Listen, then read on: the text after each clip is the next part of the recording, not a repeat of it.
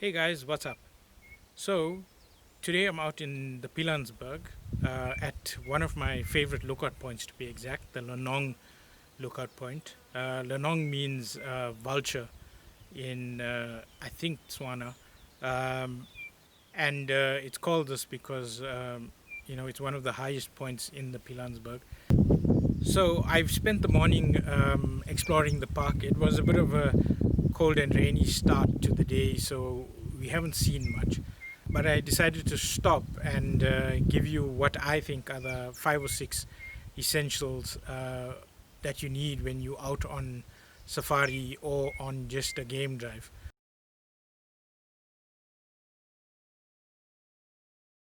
So, the first item I would say that you need to get yourself is a map of the park that you're visiting or wherever you're doing your game drive in. For bigger parks like Kruger, you may need the section that you're planning to drive. Pilansberg is a smaller park, so the map is basically, just the centerfold of this booklet that they sell at the gate. Um, this booklet is about 50 Rand. It used to be 100 Rand and they used to include a CD, but they've done away with the CD. And besides the map, it actually contains some other useful information on the park itself. So the history of the park, some of the interesting sites, and um, a brief description of the main animals you'll see as well. Most of the maps that they sell at the park gates will have something similar. So why is a map important? I think firstly to actually know where you're going and to plan out your route.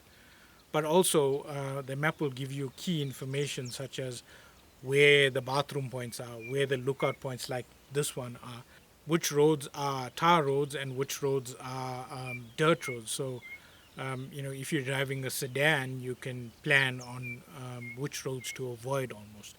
So yeah, a map is very important.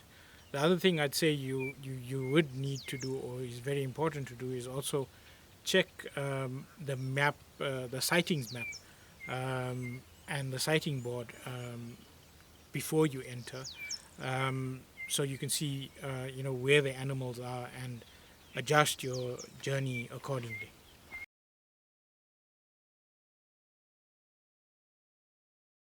Then the next thing you would need is a guidebook.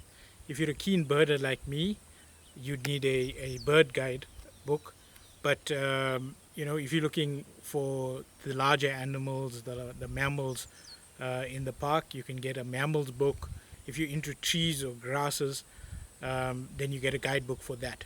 Um, I'm very much a birder, so I take my uh, bird guide book wherever I go.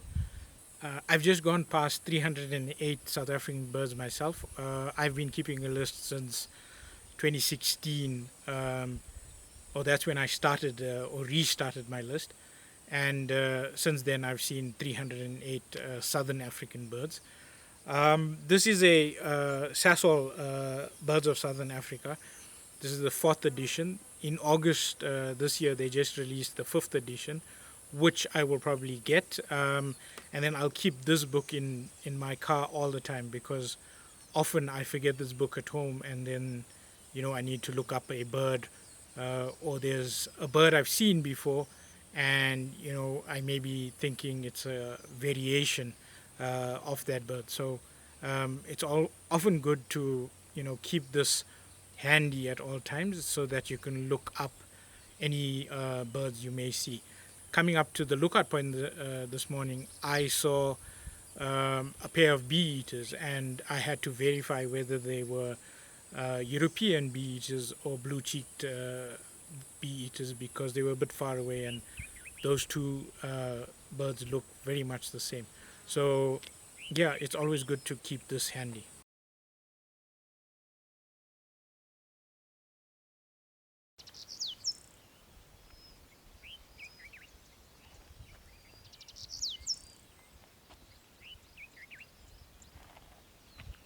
So the next thing you would need, especially if you're a birder like me, and following on from the bird guidebook, is a good pair of binoculars.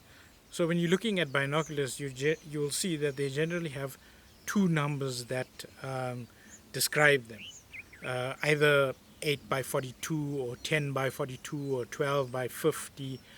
And then you may think, what do these numbers even mean?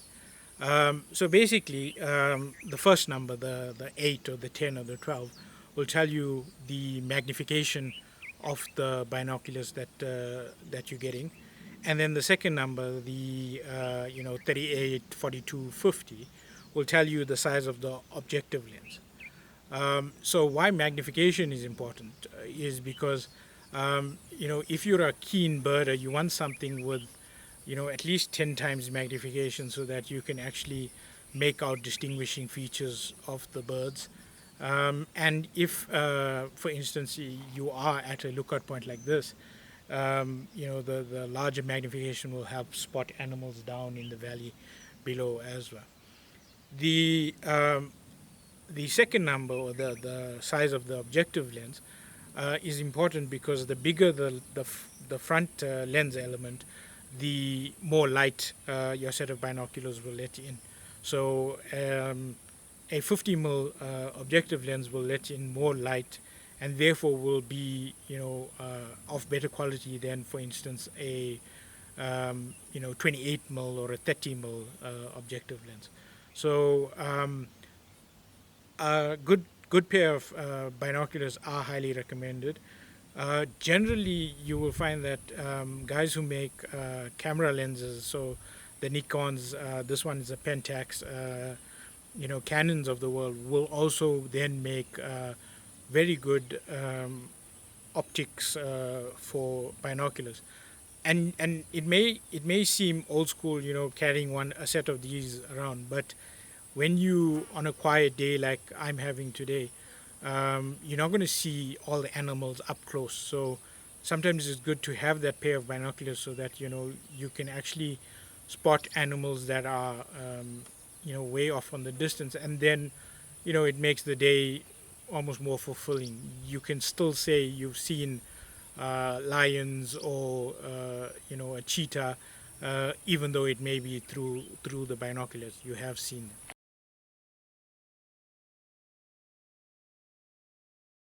Then the fourth thing I would say that you need is your cameras. So I am filming on the one camera, so I've got a wider angle lens on that one, and then I've got my 200-600 on my A9, which is the camera that's aimed at wildlife photographers because of its high frame rate and it's quick autofocus. I just got the 200-600 and I also have the 100-400 that I keep in my bag. So then the other thing with your cameras is to make sure that you're ready to be able to shoot. So get your batteries charged overnight. Make sure that your cards are cleared if you can, so that you have space on those cards. Because you don't want to be sitting on a sighting and then fidgeting around, changing batteries, or you shooting and you've got, say, space for 20 pictures, and all of a sudden there's action and you run out of space on a card. Then you're going to miss your shots. So make sure that you're ready to shoot. And when I say you're ready to shoot as well, make sure that you know how to quickly change the settings of your camera so that, if conditions change. Like today, you've got the sun dipping behind the clouds and your lighting is variable. So you must be able to, adjust your settings on the camera quickly. And I found that one thing that I especially get wrong a lot is if I'm shooting the previous night in the dark or close to dark, and I've got a high ISO and a long shutter speed, make sure that before you go to bed, change that back to if you're shooting in conditions that are bright like this, so that you're not overexposing those first few shots that you get.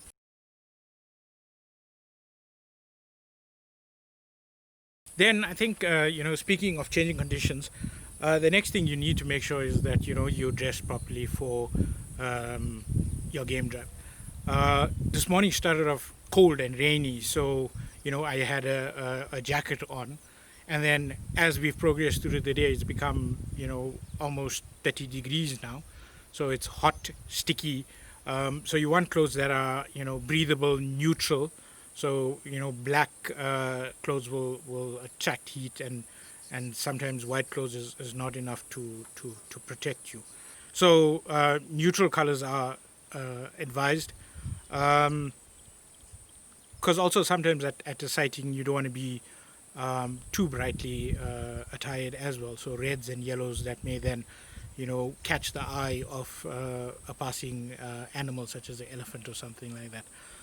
If you are on an open game drive vehicle and you are driving between sightings, the wind chill factor can sometimes come into play, especially if drivers are rushing between sightings because it's an exciting sighting.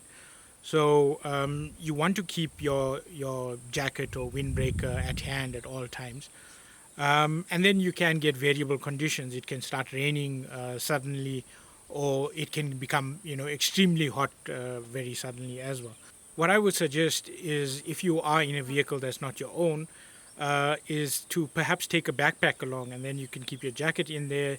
You can keep maybe a change of shirt in case it rains and you get soaked in the rain. And you can keep waterproof clothing, like maybe a poncho or an additional hat or something like that in that backpack. It's also good to keep your water and all of your snacks together.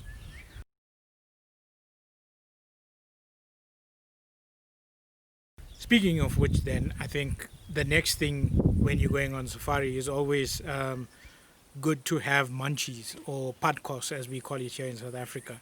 Generally, I've got a container packed out, and maybe I'll quickly show you that. So here's my container. I had a packet of chips, fruit, some sweets. I had some biscuits earlier. Um, and it generally sits on the front seat close at hand in case I'm at a sighting and need to have some munchies along the way. So other South African snacks that are firm favorites are stuff like biltong, and then obviously your sandwiches that you take along. I love my egg mayo sandwiches, but this morning I was up at like 4:30, so not enough time to make them. And then you can have healthier snacks like nuts and dried fruit, anything that generally keeps well and can stay in your bag on a hot day. So no ice cream. Also, don't forget, if it's hot like today, to keep your liquids intake up. So water or soft drinks. A lot of people take alcohol along and take a cooler box, but just remember, driving under the influence, even at 40 within a national park, is still a traffic offense. And if you are going to drink alcohol, just be cognizant of the fact that there's other people, in the park, and make sure that you don't become too raucous or unruly. And in the winter, obviously it's not as hot, so hot drinks are more appreciated. So carry a flask with some hot water along, and then maybe some instant coffee. I carry my little stove around with my mocha pot and some fresh grind coffee that I then take 10 minutes or so to make a coffee with it.